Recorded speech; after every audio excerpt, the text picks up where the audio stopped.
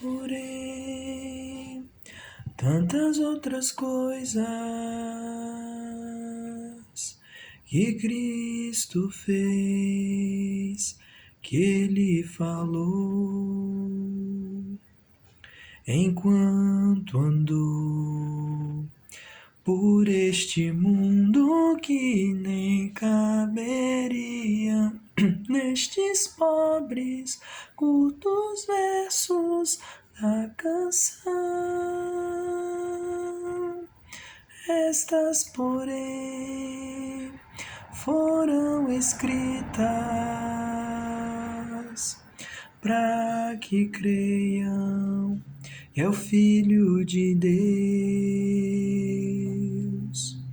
e crendo então tenham vida eterna em seu nome, vida plena que Ele prometeu e dá a todo que nele crê. Amém.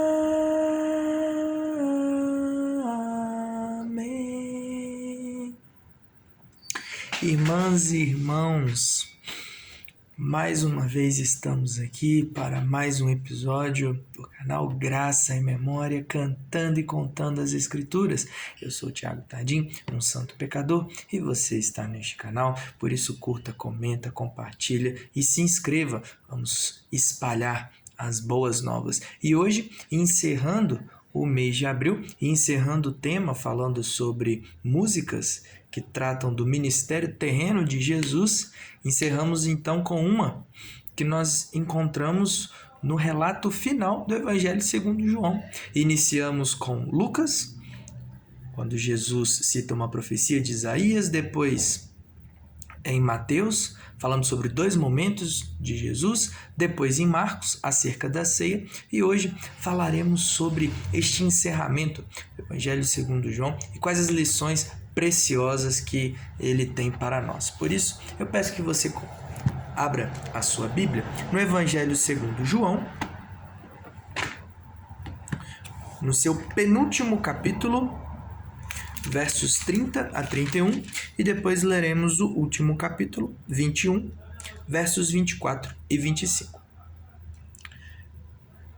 Capítulo 20, versos 30 a 31, os versos finais, e capítulo 21, versos 24 a 25, os versos finais. Diz assim: na verdade, fez Jesus diante dos discípulos muitos outros sinais que não estão escritos neste livro. Estes, porém, foram registrados para que creiais que Jesus é o Cristo, o Filho de Deus, e para que, crendo, tenhais vida em seu nome. Agora, capítulo seguinte, os versos finais. Este é o discípulo que dá testemunha a respeito destas coisas e que as escreveu, e sabemos que o seu testemunho é verdadeiro. Há, porém, ainda muitas outras coisas que Jesus fez.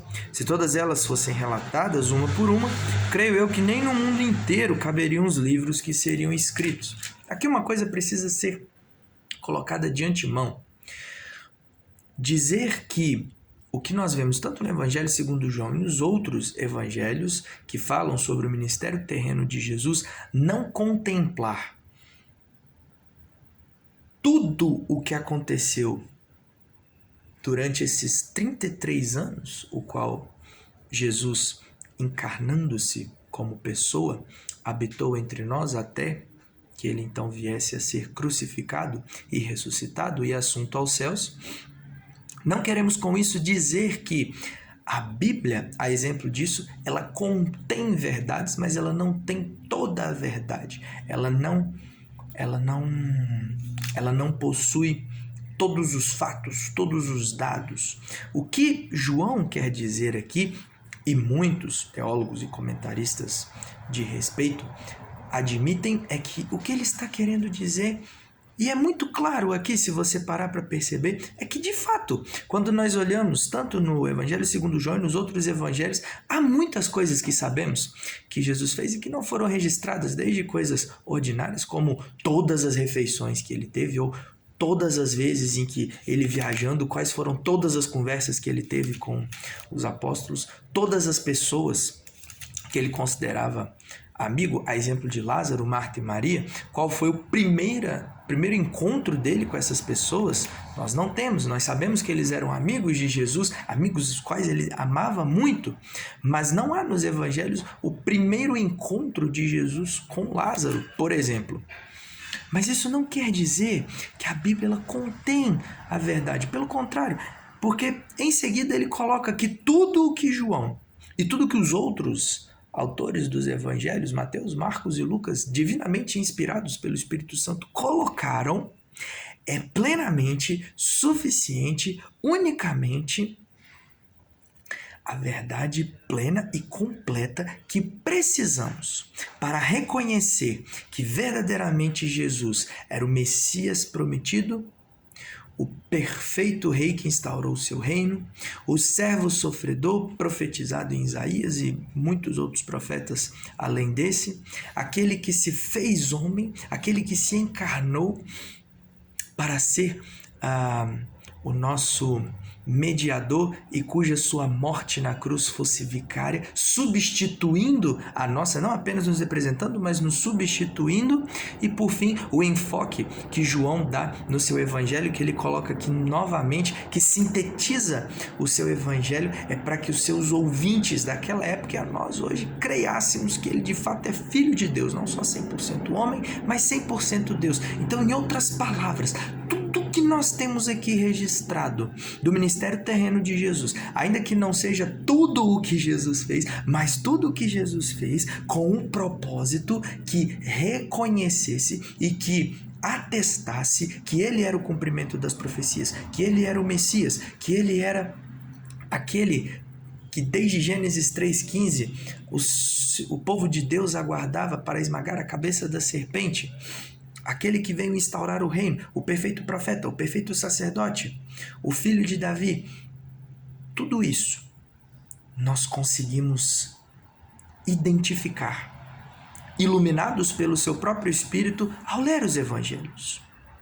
E isso, ao mesmo tempo que é reconfortante para nós, porque é colocado de uma maneira clara, é colocado de uma maneira acessível, é colocado numa língua, diferentemente do Antigo Testamento, que era o hebraico, que apenas a nação de Israel tinha acesso. Agora o Novo Testamento, no grego koineu, ou seja, o grego que era falado pelas pessoas, para que realmente mostrasse que, olha, agora chegou um momento em que o povo de Deus não mais se mostrará apenas geograficamente, mas se espalhará por todos os cantos, com o reino de Deus sendo instaurado, com a vinda da encarnação de Deus na pessoa de Cristo Jesus. Isso de fato é reconfortante, porque com isso nós temos o meio ordinário e o único para a nossa salvação. Aqueles que ouvem essa palavra e que pela fé creem, como João fala, que de fato ele é o Filho de Deus, eles não precisam saber todas as refeições que Jesus teve, não precisam saber todos os encontros que ele teve, não precisam saber tudo que ele conversou com os discípulos, não precisam saber como era o seu relacionamento com a sua mãe, seus meios irmãos, eles não precisam saber todos os sinais e milagres que ele fez, mas todos os que foram registrados. É mais do que suficiente para não haver dúvidas de que de fato ele é o Filho de Deus, de fato ele é o Messias e de fato ele é aquele que veio inaugurar a plenitude dos tempos. Mas ao mesmo tempo essa mensagem nos traz um temor, porque isso significa dizer, se aqui nós temos tudo isso e de uma maneira clara, de uma maneira inteligível, de uma maneira coesa, não precisamos ser expert, não precisamos ser eruditos, não precisamos ser academicistas para compreender, mas isso também nos traz um temor, meus irmãos, porque isso demonstra que quando ele retornar, não haverá justificativas, não haverá maneira de dizer, mas eu não sabia, mas isso não estava registrado, mas não foi possível admitir essa verdade pelo que os evangelistas ou pelo que o restante das escrituras haviam apontado. Não haverá. Indesculpáveis. Por isso, para você que está me ouvindo, para você que está assistindo este episódio, se você ainda não fez essa declaração com o seu coração, evidenciada pelos seus lábios, de que Cristo Jesus é o verdadeiro Senhor, é o Filho de Deus, é o verdadeiro Messias, é o servo sofredor, é aquele que nos faz reconciliar com o Pai, porque Ele é a imagem visível do Deus invisível, aquele que se encarnou, se fez homem para que na sua morte substitutiva nós pudéssemos ter vida e vida em abundância. Meu querido irmão, minha querida irmã, não perca tempo. Que Ele se revele a você essa noite, que Ele apresente-se a você e que você não endureça o seu coração, para que você possa dizer, assim como João, assim como os discípulos e assim como todos aqueles do passado, do presente e que ainda hão de surgir, que Cristo Jesus é verdadeiramente o Filho de Deus. Ainda que eu não tenha tudo o que Ele fez, mas tudo o que Ele fez para que apontasse para a sua divindade, para que apontasse para o seu papel messiânico, para que apontasse para o propósito redentivo da salvação, da redenção, da libertação, o Cordeiro Pascal, como vimos no estudo passado. Temos aqui. Por isso eu quero orar com você. Ó Pai, te agradecemos, porque o Senhor sabe exatamente aquilo que precisamos e o Senhor sabe aquilo que não precisamos. E tudo aquilo que precisamos compreender, tudo aquilo que precisamos saber sobre Jesus, para reconhecermos Ele como Senhor e Salvador da nossa vida, para que pela fé possamos dar esta declaração através do seu Espírito Santo que nos ilumina e nos descortina estas preciosas verdades. Ó Deus, se alguém que ainda não teve este momento, ainda não teve essa declaração, que seja essa noite desse revelar especial do Senhor para esta pessoa. Para que um dia, quando Cristo voltar, não haja desculpas, não haja justificativas, não haja poréns, não haja tentativas de arranjar jeitos, pois não haverá. Que seja essa noite do arrependimento, que seja essa noite do reconhecimento, que seja essa noite do testificar, do anunciar que este Cristo é de fato o Filho de Deus e através dele e somente dele nós temos vida eterna, promessa que o Senhor deu e que podemos tomar posse dela pela fé que o Senhor mesmo provê para nós como meio. Ó Pai, nos ajude a nunca perdermos de vista, mas a trazermos à memória todo o ministério terreno de Jesus, tudo aquilo que Ele realizou, tudo aquilo que Ele fez, tudo aquilo que Ele disse, todos os seus ensinos, através do Teu Espírito. Traga a nós essa memória, para que diariamente possamos ser renovados, possamos ser incomodados e possamos caminhar em crescimento, tendo como foco, tendo como direcionamento, viver segundo essa verdade, segundo este pilar,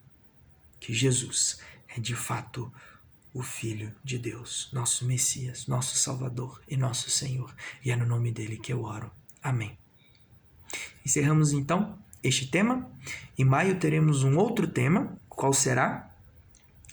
Que você tenha um bom dia, que você tenha uma ótima semana, que Deus nos abençoe e que todos nós possamos verdadeiramente declarar: Jesus Cristo é o Filho de Deus, não há outro. Podemos não saber tudo o que Ele fez, mas tudo o que Ele fez e que está registrado nas Escrituras, nos Evangelhos, nos é suficiente para declararmos isso.